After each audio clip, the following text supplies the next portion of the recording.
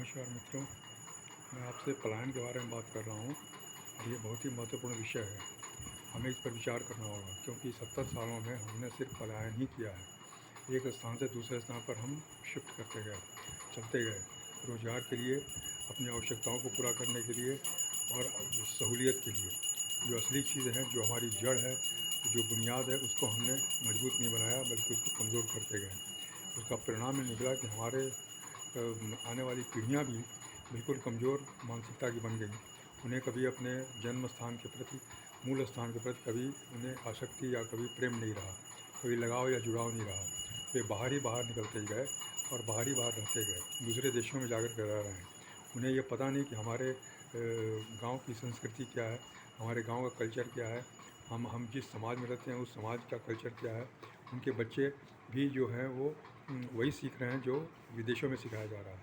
उनके बच्चे जो विदेश में होते हैं वो विदेशी हो जाते हैं, वहीं के मूल निवासी हो जाते हैं। अब बताइए कि आपके घर में अगर कोई मूल निवासी अगर वापस आए, अगर दूसरे देश का मूल निवासी, तो आप उसको कैसे रखेंगे? कि आप वहाँ पर जाकर रहेंगे तो वो आपको कैसा रखेगा? ये सोचने वाली बात है, क्योंकि वो तो ऑस्ट्रेलियन होगा, वो जर्मन होगा, वो अमेरिकी होगा। आप तो भारतीय हैं।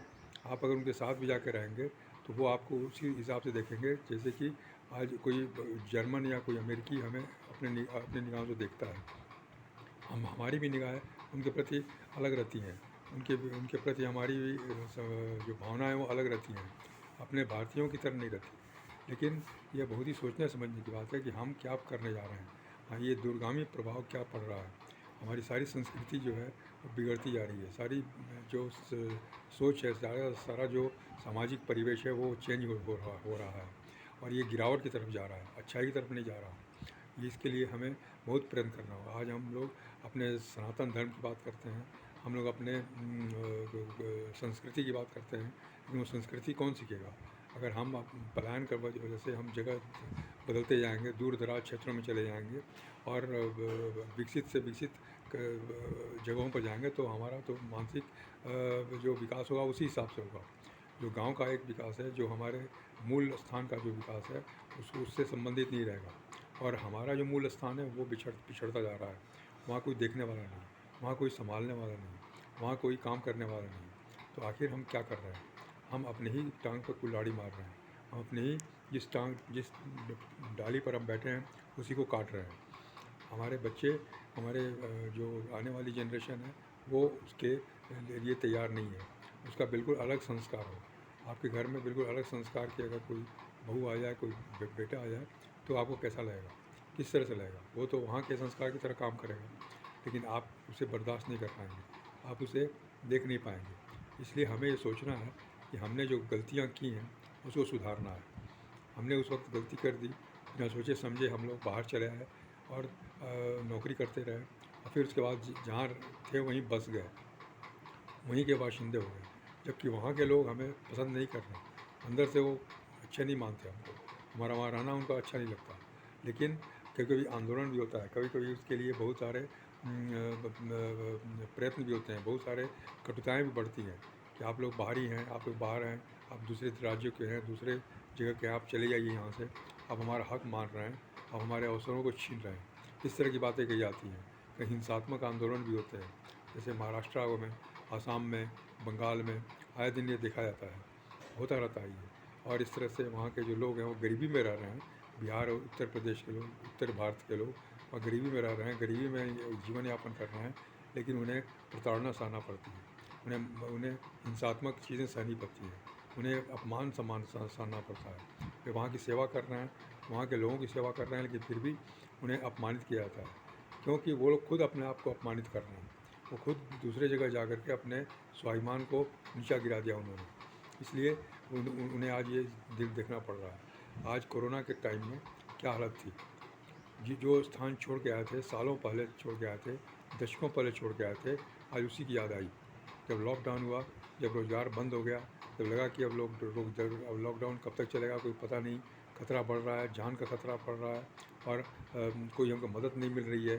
सारी चीज़ें, जो वहीं का मकान मालिक अब वो धमकी दे रहा है कि हमारा मकान खाली करो, तुम किराया नहीं दे पाओगे। अब वहीं पर जो रहना हमारा मुश्किल हो गया है। तो हमने क्या किया फिर?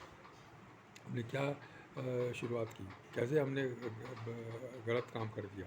अब हम निराश होकर के हम बच्चों को लेकर, पत्नी को लेकर के हम जैसे तैसे वहाँ से निकले, महानगरों से निकले, दिल्ली, मुंबई, महाराष्ट्र, मुंबई, बेंगलोर और हर जगह से, हैदराबाद, सब जगह से लोग निकले और पैदल पैदल चल के लोग अपने घर पहुँचे हैं। पैदल पैदल चल के कई लोग तो रास्ते में ही हताहत हो गए, कई लोग ट्रेन के चक्कर में आ गए, ट्रेन के ट्रैक पर आ गए।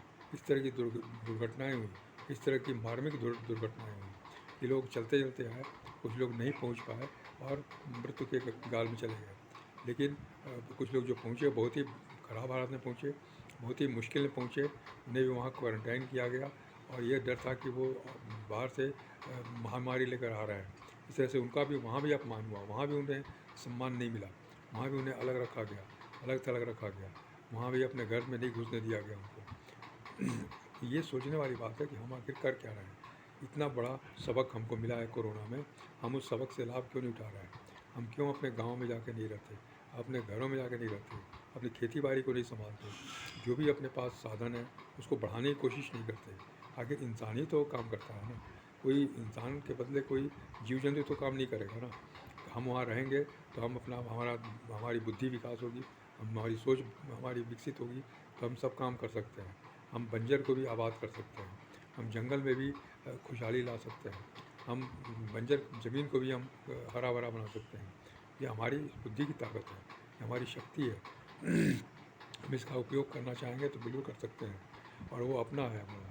जो भी हमको वहाँ से मिल रहा है वो हमारा अपना है, हमारे बाप दादों का किया हुआ काम है, मेहनत का खून पसीने की कमाई है जिससे कि वो संपत्ति उन्होंने बनाया। वहाँ पेड़ लगाए, वहाँ पर पौधे लगाए, बगीचे लगाए, तालाब बनाया, मंदिर बनाया, हर तरह की चीज़ें की वहाँ पर। आखिर उसको मेंटेन कौन करेगा? हम ही को तो करना है। हम अगर वो सब छोड़ करके बाहर चले जाएंगे और बाहर नौकरी करेंगे, नौकर बन के रहेंगे और अपमानित होते रहेंगे, तो उनकी दोष किसका है? दोष तो हमारा ही है। हमारे बच्चे आज छोटे छोटे घरों में रहते हैं, छोटे छोटे स्कूलों में पढ़ते हैं, गरीबी रेखा के नीचे पढ़ते हैं। और वो अपने गाँव में रहेंगे तो क्या वो इज्जत के साथ नहीं रहेंगे?